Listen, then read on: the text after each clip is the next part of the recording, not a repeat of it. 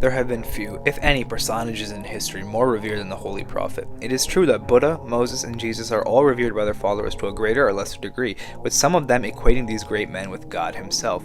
But unlike Muhammad, these personages were only semi-historical. In other words, a large accumulation of myths, legends, and fables augment these personages in the form they have been handed to us.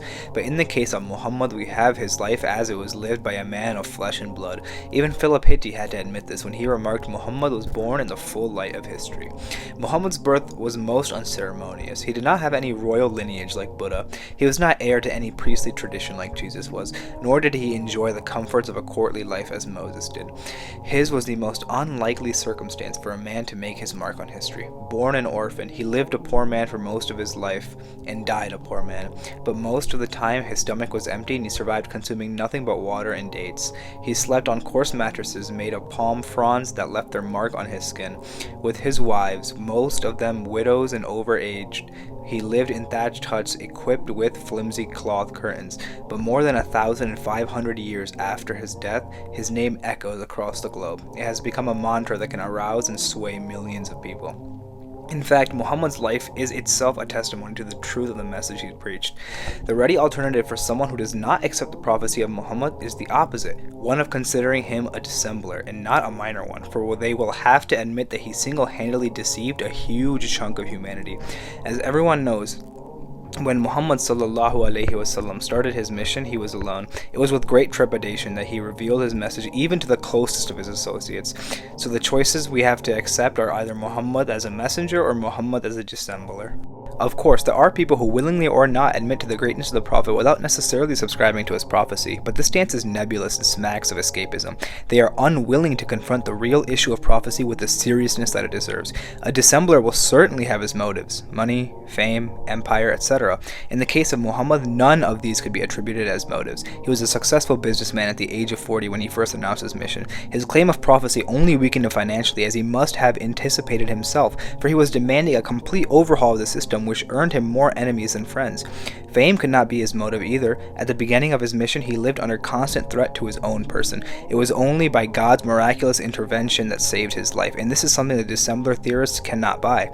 Will any sane person posit himself in a totally antagonistic position with regards to his family, tribe, and community to seek fame that was nowhere in sight?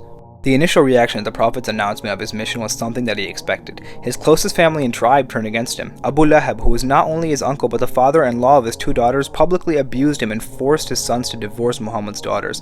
Will a dissembler seeking fame embark upon a course that appears so destructive and bring about nothing but collateral damage to him and his family? It was not only threats and vicious propaganda that Muhammad had to put up with.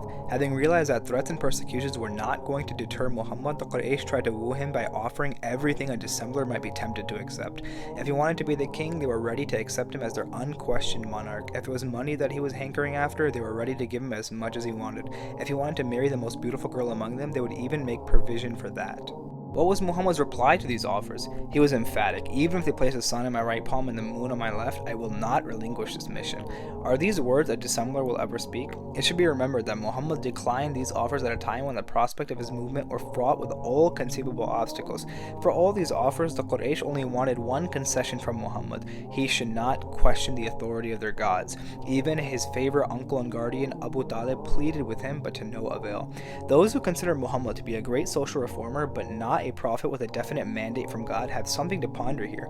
If social reformation was his only intention, he could have at least made some compromise over the issue of monotheism, but it was precisely on this score he refused to budge the least.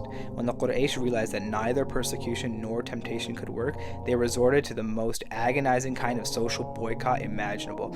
They banned all commerce and transaction with the Prophet and kinsmen belonging to the Banu Hashim.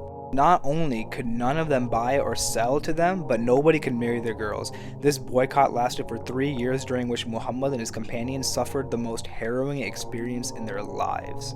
They survived on leaves and brambles and went without food for months on end, but nothing could shatter their resolve. The impact of this was so hard that it precipitated the deaths of Abu Talib and Khadija, the beloved wife of the Holy Prophet. Can we imagine a man who didn't have an express command from God to remain so steadfast in his mission against such odds and obstacles? The dissembler theorists will have to explain. Anyone studying the life of the Prophet will be impressed by the nature of Muhammad's mission and the way he fulfilled it. Until becoming commissioned a prophet at the age of 40, he hadn't written even a single verse in a city where the gift of poetry was accorded with the highest honor.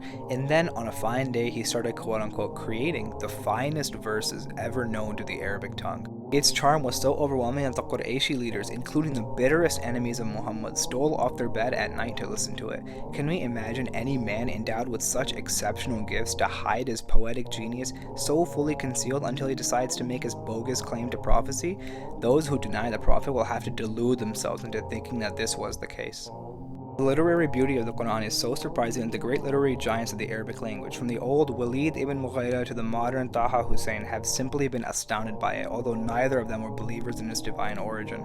The best way of countering the charges against the Prophet is by presenting his life in its proper light. An acquaintance with the life of the Prophet is itself enough for anyone with a right head to grasp the deeply flawed nature of the critics' charges.